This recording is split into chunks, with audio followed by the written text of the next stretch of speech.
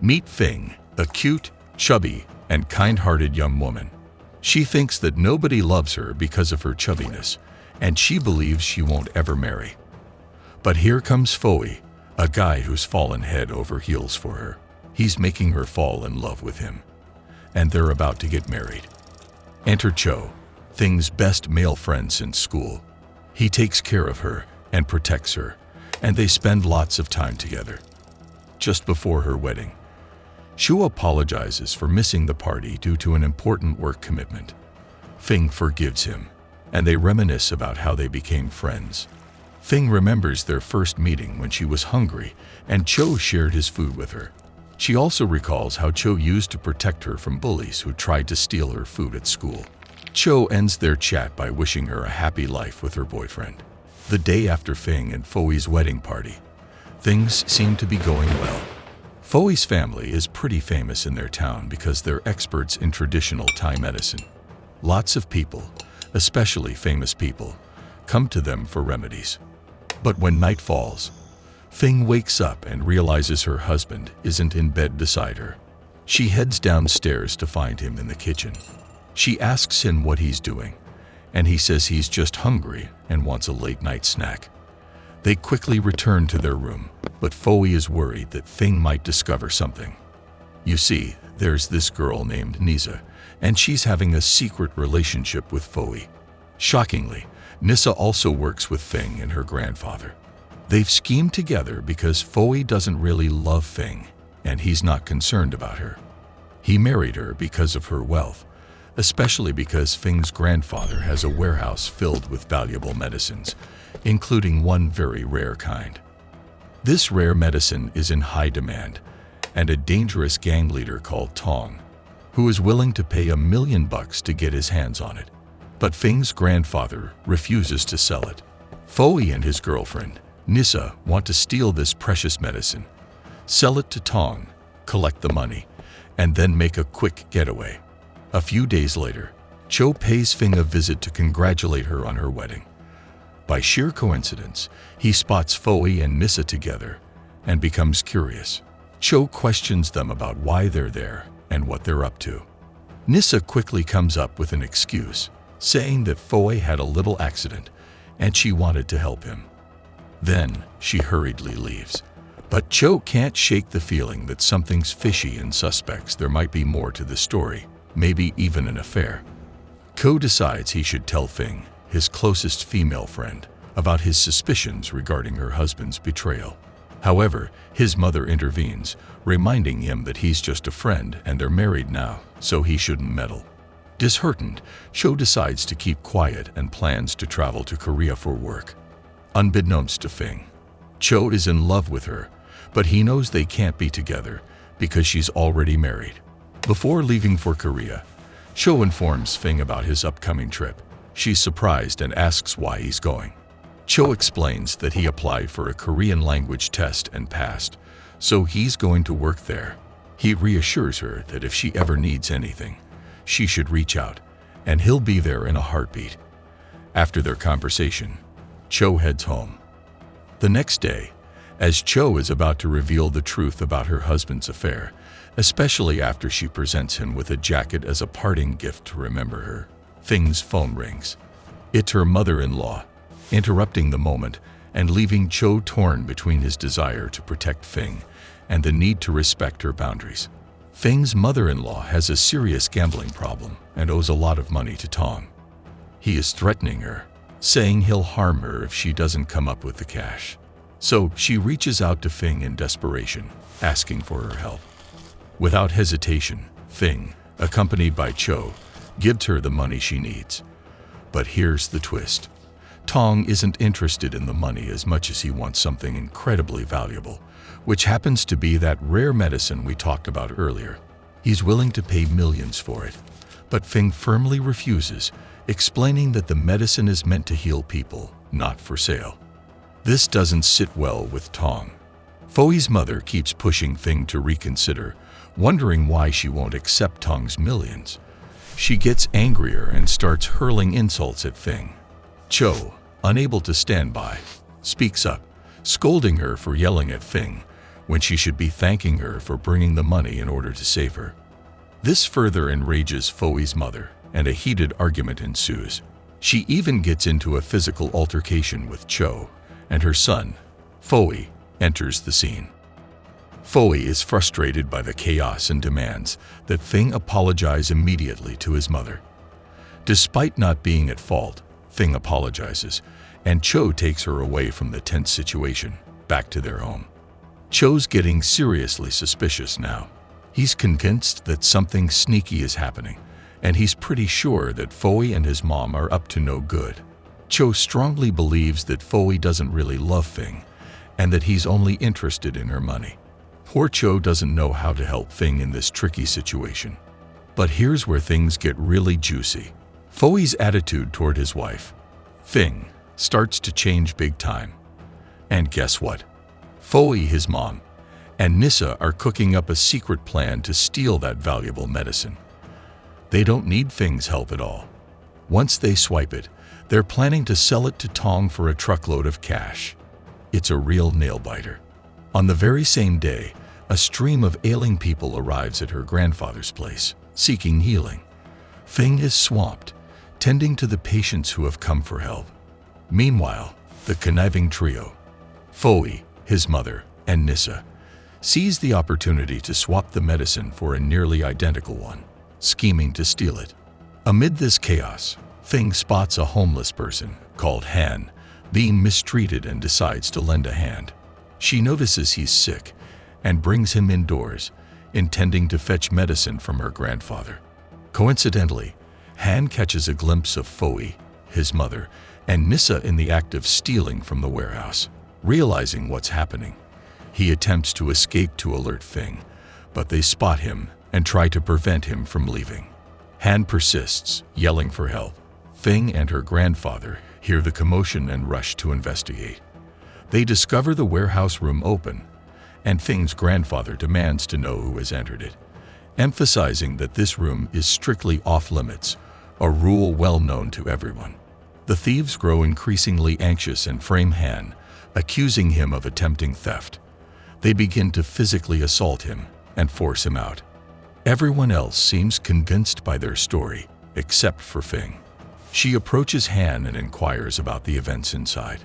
Uncertain if she'll believe him, he shares his side of the story, worried that nobody will trust him. Feng reassures him, expressing her belief in his honesty and vowing her support.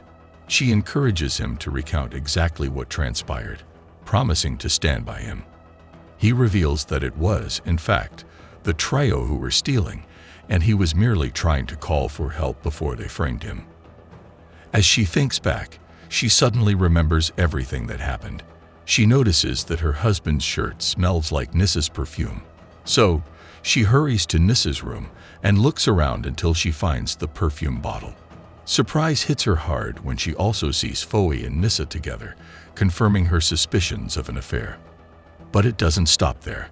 She recalls how she first met her husband, who had deliberately bumped into her and later proposed to her. It becomes clear that the couple had planned this affair right from the start, and she feels foolish for agreeing to marry him. She starts crying and heads outside. Just then, her friend Cho returns and finds her in tears. He asks her what's wrong, and she tells him her husband is having an affair with Nissa. She believes he never loved her and only married her to steal her grandfather's medicine. He admits he knew about it, but hesitated to tell her. He suggests it's a good thing she found out on her own. He advises her not to be upset, but to find happiness in knowing the truth before her husband can harm her further. He urges her to cut ties with those troublesome people. She agrees and makes up her mind to confront her husband and file for divorce. Cho offers to cancel his upcoming trip and assist her, but Feng declines. She doesn't want to ruin his future for her own sake. She insists he should go on his journey, and she handles things on her own to fix the situation. The next day, Cho travels, and Feng is at the airport to say goodbye. He wants to tell her about his feelings, but he unfortunately doesn't talk. He decides to travel and collect money because once he gets back, she will have been divorced, and only then can he admit his feelings and then marry for a happy life. As Cho journeys onward, Feng returns home with a cunning plan to expose Nissa and Foe, who are oblivious to her knowledge. She informs them that she is going on a short trip with her grandfather for a couple of days. The trio rejoices, seeing an opportunity to raid a warehouse. They break into the warehouse and loot everything inside. They contact Tong, promising to deliver the stolen goods in exchange for payment. They have already sent him the loot, but no money comes through. They wait anxiously, but still, nothing arrives. Tong accuses them of trying to deceive him, shouting that the goods are not what he has requested. In a fit of anger, he orders his gang members to teach the trio a lesson. The trio protests, claiming they have no knowledge of any switcheroo, and that the loot is exactly what they found in the warehouse. They plead for another chance to find the real merchandise. The elusive medicine they are after is intended for use as a powerful narcotic. This is why the gang reluctantly gives the trio another shot and allows them to search for the genuine medicine. Upon their return home, they stumble upon a shocking revelation. Feng has left a photograph of the cheating couples inside her room, a clear indication that she has uncovered their secret. She bravely tells them that she switched the medicines and they fell into her trap. They plead with her to reveal where the real medicine is because if they can't deliver it to the gang, they fear for their lives. But she stands firm, insisting they call the police right away to help them from the gang threats. In a tense moment, Foe points his gun at Feng and her Aunt Wu. Wu tries to wrestle the gun away, but a shot goes off accidentally, injuring her. Feng desperately asks them to let her go so she can rush her wounded aunt to the nearest hospital before it's too late. But they refuse, determined to make her disclose the medicine's location.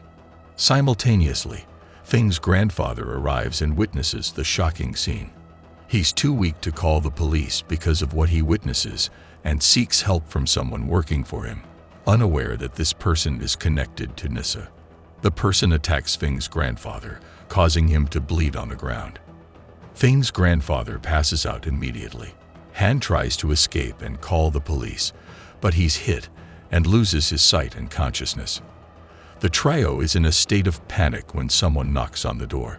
Foe tries to silence them while he checks, and it turns out to be Tong.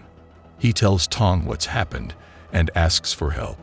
Tong is shocked by their actions. Desperate to escape the situation, the trio pleads with Tong for assistance, promising to do anything for him. Tong agrees and frames Feng by placing the gun in her hand, making it look like she killed her aunt. They erase all traces, leaving only Feng's to make it seem like she's the culprit. They then take Feng, her grandfather, and Han to a remote location to bury them. Luckily, as they begin burying them, someone approaches, startling them and preventing them from finishing the act. They flee in fear. Feng pretends to be unconscious until they leave, then seeks help. She goes to seek help from a patient treated by her grandfather. The person who has helped Feng accompanies her to the burial site, rescuing her grandfather and Han, and gets them to his place. He quickly calls a doctor to ensure they are all right and provide them with medical care. Meanwhile, Foe and Nissa go to the police, falsely claiming that Feng killed her aunt and fled. The investigating police officer suspects their involvement, but is pressured by the police chief to close the case, with Feng as the sole suspect. The police intensify their efforts to find Feng, driven by the chief's acceptance of a bribe to close the case.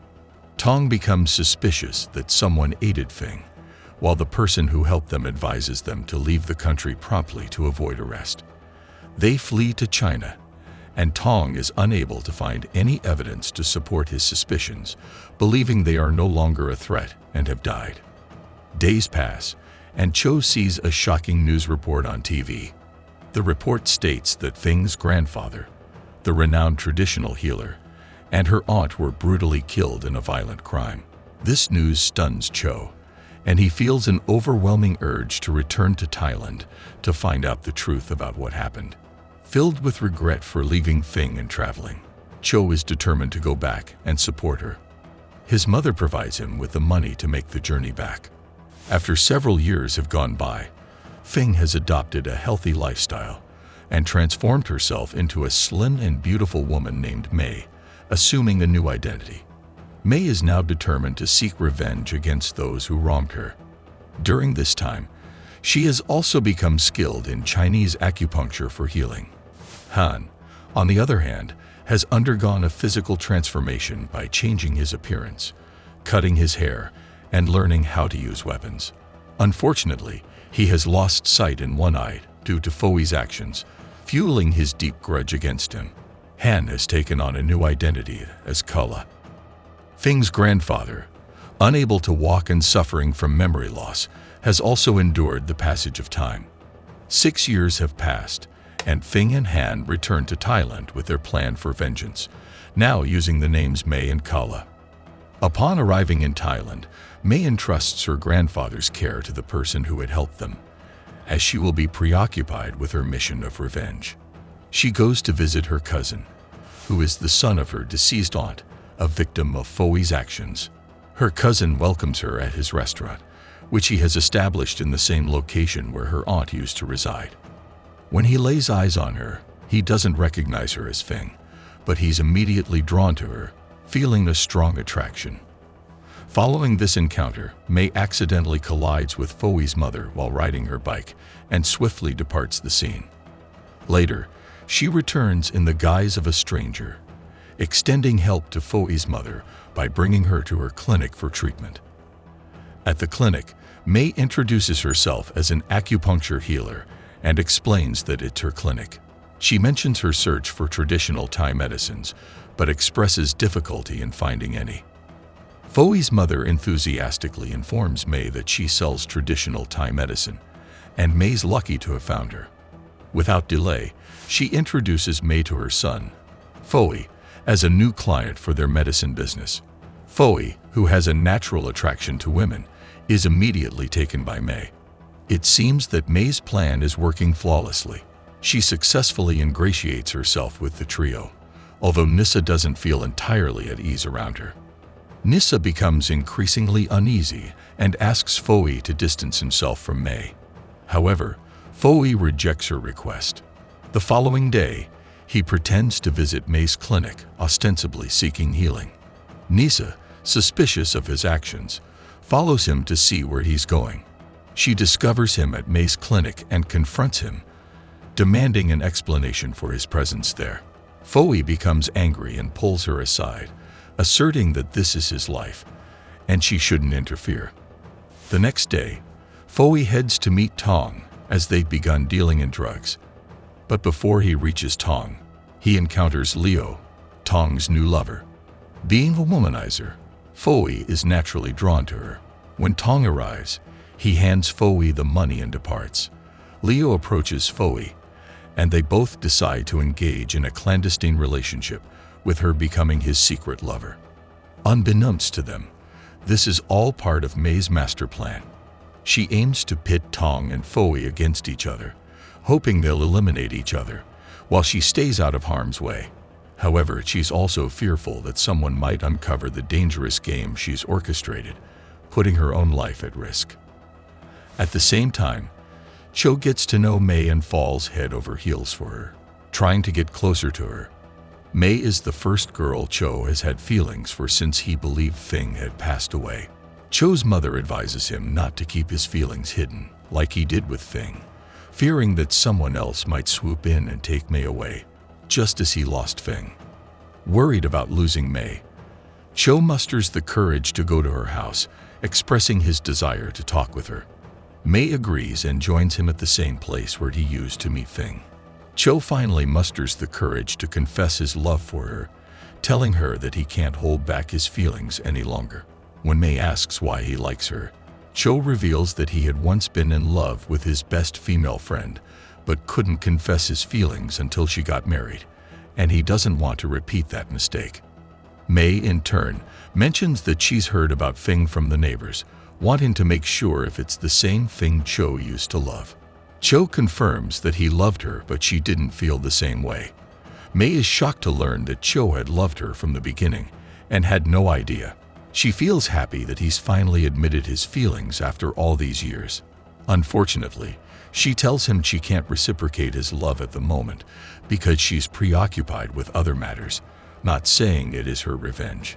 She asks for some time to think things over. May sits in her car, watching a live video from a camera she has hidden herself of Foe involved with Leo. She records parts of the video and sends it to both Nisa and Tong. Nisa, recognizing Foe in the video, rushes to Leo's house to confront him about his betrayal. However, Tong, the gang leader, can't identify the person with his girl and speeds to Leo's house to find out and potentially take revenge. Nisa arrives before Tong and engages in a fight with Leo's lover. Moments later, Tong arrives, demanding that they open the door. Nisa, Foe, and Leo are all caught in a dilemma, especially because if Tong discovers Foe's identity, he might kill them all immediately. Nisa tries to hide and urges Foe to do the same. Tong enters and confronts Leo, asking who the person was that his girlfriend was cheating with. One of the gang members discovers Nisa and questions why she's there.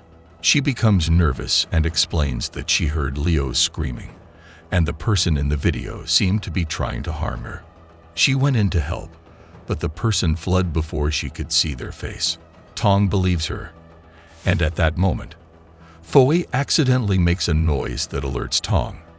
Foe runs, and Tong gives chase, but Foe manages to escape and returns home, calling May for help healing his wounds from the running. It becomes evident that May's initial plan has failed, but she's pleased that Nisa has lied to protect Foe. May now contemplates devising another scheme to pit them against each other and achieve her revenge. May goes to tend to Foe's injuries and discreetly searches for the shirt he was wearing during the incident. She eventually finds it and promptly sends it, along with a picture of Foe wearing it, to Tong. Now, Tong knows that Foe was the person involved with his lover. He storms over to Foe's house, launching an assault on both Foe and Nisa as she tries to protect her lover. Tong threatens to kill them all.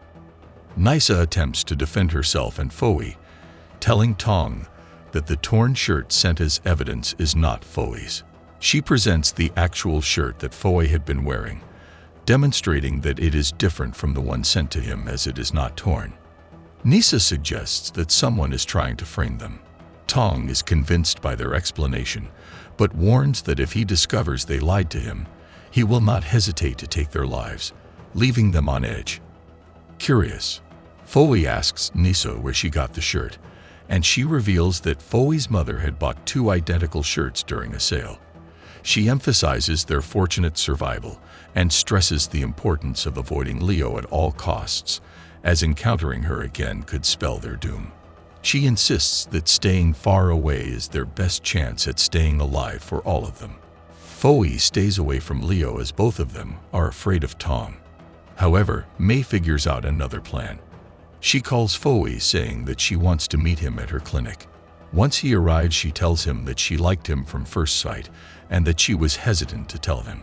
As Foe is a womanizer, he becomes so happy, and he tells her that he also likes her. She asks him for a meeting the day after, and she gives him a time and the number of the hotel room where they will meet. At this time, he starts to fall for Cho and they date. But so far, he doesn't know that she is Fing, as she doesn't want to tell him until she eliminates the trio and Tong for her revenge. Back to our guy's plan to trap Foe and Leo, things take a dark turn. Kala and May swoop in and snatch Leo, knocking her out with anesthesia. Meanwhile, May tricks Foe into taking some strange medicine, puts a blind bandage on him, and guides him into a room before vanishing. May then spills the beans, ratting out the lovebirds' whereabouts to Tong and Nisa, exposing their treachery. Tong, quick on the draw this time, beats Nisa to the scene and catches Leo and Foe together. Foe and Leo are shocked by Tong's sudden appearance, both insisting they have no clue how they have come here. But Tong isn't buying it this time. He's dead set on taking them out, so he drags them to a desolate spot and starts digging their graves because he's planning to kill them right then and there. In the midst of this dire situation, Leo and Foe point fingers at each other, placing blame as tension escalates. Tong decides it's Leo's turn to meet her fate, and all the while, May and Kala watch from a distance. Suddenly, May's phone rings. It's the person caring for her sick grandfather, calling from the hospital. She rushes off in that direction, leaving Kala as the lone observer. In the chaos that ensues, Foey seizes an opportunity and makes a break for it. Tong, not one to let him escape, dispatches his henchmen to capture Foey. However, it's Kala who catches up with Foey first, driven by a burning desire for revenge. Kala strikes Foey, blinding one of his eyes and inadvertently revealing his true identity. Desperate for answers, Foey questions Kala about Fing's fate. Kala, with nothing left to lose, spills the entire truth. Foey is left reeling, realizing that May is, in fact, Fing. Kala is on the verge of delivering a deadly blow to Foey, but suddenly, Tong's men arrive, firing shots in their direction. Kala narrowly escapes, sprinting away with the gang members hot on his heels. He races down the road, narrowly avoiding being struck by a car. To his surprise, the driver of that car is Cho, who rushes him to the hospital. Meanwhile, Tong's men are not giving Foey any respite. He makes a desperate attempt to flee from them, but Tong shoots him. In a twist of fate, Nissa wrests the gun from Tong's grasp just in time to prevent further bloodshed. She turns the tables and eliminates Tong and his men, determined to erase any trace of their heinous crime. Following that, Nissa rushes Foey to the hospital, but the attending physician delivers a grim prognosis. Foey's condition is expected to deteriorate further, rendering him incapable of speech or any form of mobility. Let's look at Cho, whom Kala urges not to take to the hospital.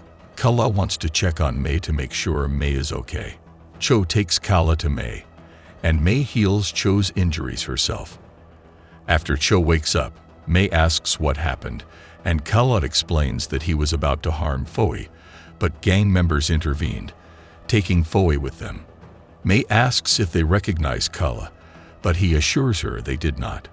He also reveals that Foey now knows Kala's identity and that May is Fing, who seeks revenge. May gets angry, blaming Kala for disrupting their plan and warning that the truth will come out. Kala asks her to wait, suggesting Tong might have dealt with the gang members. He proposes checking the next day. Fing's grandfather awakens from his coma, with his memory fully restored.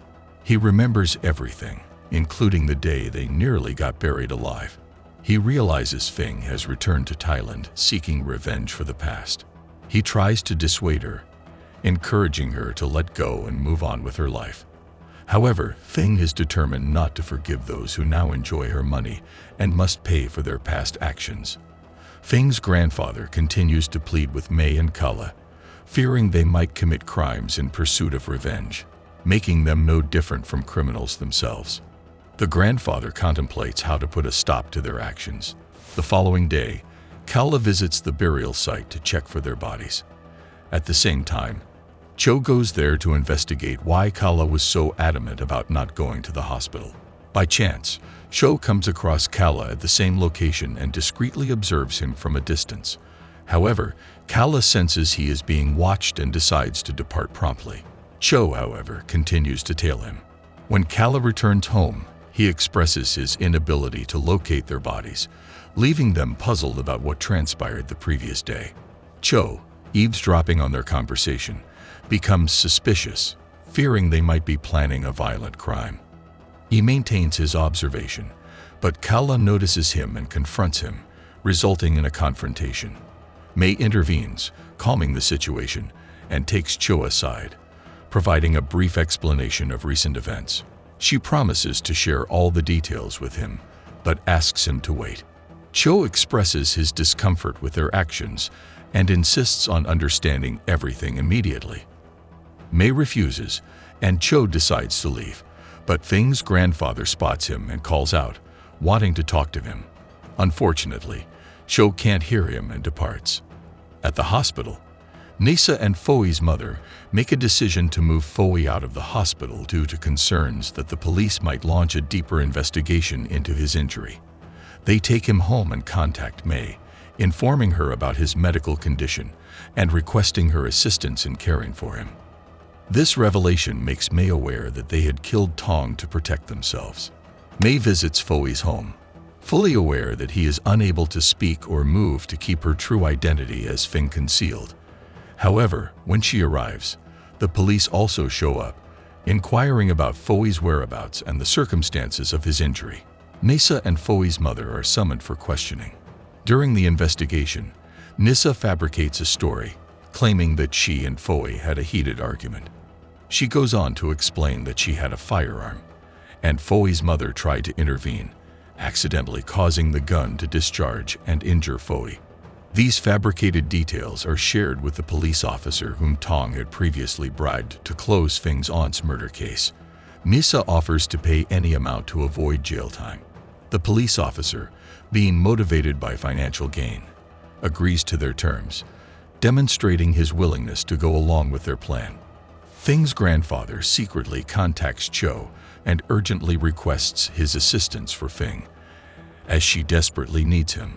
Cho is overjoyed and inquires about the location. However, just as he is about to get the information, a nurse enters the room, prompting Feng's grandfather to hastily toss the phone aside to prevent May from discovering their communication. Consequently, Cho remains unaware of their whereabouts, and his attempts to call the number go unanswered as it is turned off. Upon returning home, Nisa's resentment towards Foi intensifies, as she now realizes he has betrayed her, and she harbors a desire for his demise. Meanwhile, May visits Foi's residence, posing as his caretaker while concealing her true identity as Feng. When Foi catches sight of her, he appears delighted, trying to communicate, which others interpret as happiness. His mother leaves them alone, allowing May to confront him about the destruction of her life. She asserts her control over him, administering both mental and physical torture while covertly providing him medication against his will. Nisa simultaneously coerces Foi into signing divorce papers and other legal documents transferring his property to her. Feng's father, deeply concerned about Feng's quest for revenge and in need of reaching Cho, ventures out of their home. He attempts to recall Cho's address and eventually manages to find it. However, as he crosses a road, a truck approaches perilously close. May witnesses the impending danger and rushes to save him, but he mysteriously vanishes. Intensively looking for him, May fails to locate him. It turns out that the police officer intervenes, rescuing him and taking him to his residence. He stays at the police officer's house for a week and then asks the officer to take him to Cho's house because he now knows where it is. The officer agrees and brings him to Cho's house. Cho is overjoyed to see Feng's grandfather and eagerly inquires about what has happened to them and Feng's whereabouts. Feng's grandfather proceeds to share all the details, explaining that they were in grave danger and that Feng is actually May. He implores Cho to assist her in seeking revenge, emphasizing her determination to do whatever it takes. Cho is shocked by this revelation and accompanies Feng's grandfather to May's house. Upon their arrival, May sees them and realizes that Cho now knows the truth. Cho questions her about why she concealed her identity as Feng for so long. She confesses that she intended to reveal the truth only after completing her revenge. Cho attempts to persuade her to abandon her quest for vengeance, stressing that what she's doing is illegal and that justice should be pursued through the law. He warned her that her life will be ruined if she continues down this path. However, she remains adamant and refuses to listen to anyone, insisting on carrying out her revenge plan. May ensures that Tong has been killed. She continues to search for the body and eventually succeeds in locating it, after which they inform the police. The authorities confirm Tong's death and initiate an investigation into the crime, with Nisa and Foi as suspects due to their association with him on that fateful day. Since Foi is injured, the police summon his mother and Nisa for questioning. The investigation begins with them, and it involves the same corrupt officer as before. The corrupt officer accuses them of lying when they claim that Foi's injury was accidental. He strongly suspects that Foi's injury is somehow connected to Tong's death. He warns them not to lie this time if they want his assistance. Nisa, at this moment, decides to tell the police officer the truth. She explains that Tong had attempted to kill them, and in self-defense, she had killed him. She pleads with the police officer for help, offering him any amount of money he desires. The police officer agrees to assist them, and he promises to discuss the terms during their next meeting. He will provide them with instructions on what to do next. Meanwhile, Feng, aware of the corrupt officer's willingness to accept bribes, reaches out to him. She offers him a substantial sum of money in exchange for manipulating the case in their favor. She instructs him to coach Nisa on what to say. Since May has offered more money, the corrupt police officer decides to work primarily for her. When Nisa appears for her interrogation, he hands her a written statement to follow in order to secure her innocence. He insists that she must eliminate both Foey and his mother to maintain her innocence. He provides her with specific instructions on where to dispose of Foey's mother's body. Nisa reluctantly agrees and decides to follow the plan. Here, Foey is aware that Nisa intends to kill him. He regains his ability to speak but chooses to confide only in his mother. He keeps May's true identity as Feng a secret, allowing her to wreak havoc in his life because he believes he deserves it due to his regret for his actions. Foey records a video confession in which he admits to killing Feng's aunt and bribing the chief police officer, resulting in his exoneration and Feng's framing. He sends this video to the police officer. Unaware of Foey's confession video, Nisa arrives at Foey's house and kills him. She then poisons his mother, leaving her dead as well. Nisa intends to dispose of Foey's mother's body, but when she reaches the burial site, she is shocked to find May and Kala waiting for her. May reveals her true identity as Feng and informs Nisa that today she will be killed. As May is about to execute Nisa, Cho arrives in an attempt to stop Feng. Suddenly, a car approaches, seemingly aiming to hit Feng. Cho pushes Feng out of the way, taking the hit himself. They rush Cho to the hospital, and Nisa seizes the opportunity to flee. At the hospital, Feng deeply regrets her actions, but it's too late. She is now accused of attempted murder, and the police are actively searching for her. Her grandfather manages to find a way for her to escape to China. She tries to persuade him to accompany her, but he declines. Finally, she visits Cho in the hospital, apologizes, and asks him to take care of himself, informing him of her imminent departure. She prepares to leave the next day with Kala. On the contrary, Nisa believes her life is in ruins because she's a wanted fugitive from the police. Filled with a desire for vengeance against Feng, she hatches a plan to eliminate her. Nisa kidnaps both Feng's grandfather and Cho's mother and sends Feng a picture on her phone. In the message, she demands that Feng come to a specified location immediately, threatening to harm her captives if she doesn't comply. Mesa and Kala promptly disembark from the ship to assist them, alerting the police about the kidnapping and notifying Cho for help. Feng arrives at the designated location and engages in a fierce confrontation with Nisa, determined to thwart her plans. The police arrive just in time to rescue Feng's grandfather and Cho's mother. In the heat of the battle, both women struggle, and Nisa nearly falls into a pot of boiling water. At the last moment, Feng intervenes to save her. However, in an unexpected turn of events, Nisa, driven by her malicious intent, inadvertently tumbles into the scalding water and meets her demise, a fate that some might argue she deserved. The police apprehend May and Kala, both filled with remorse for their actions, but it's too late. They must face legal consequences. The following day, they appear in court and are sentenced to 10 years in prison. Cho assures Feng that he'll be waiting for her upon her release. In prison, they find redemption by helping other inmates and displaying good behavior. After a year behind bars, their sentences are reconsidered and reduced to just 1 year. Upon their release, they embark on a journey to start anew, leaving their vengeful past behind. At night, Cho takes Feng to the place where they've always met. In a heartwarming moment, Cho proposes, and she enthusiastically accepts. choosing to live a peaceful life devoid of revenge and worries.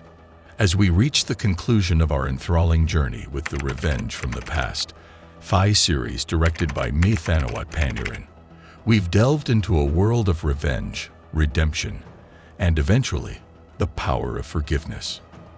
The Revenge from the Past series has come to an end, but the story is far from over. After a thrilling season of twists and turns, the truth has finally been revealed, but at a great cost. The Revenge from the Past series has left us with two important questions. Can forgiveness truly conquer revenge? Can we ever truly escape our past? What do you think? Share your insights and reflections with us in the comments below. And please, don't forget to show your support by hitting that subscribe button, giving us a thumbs up, and sharing this recap with your fellow fans. Your enthusiasm and engagement mean the world to us.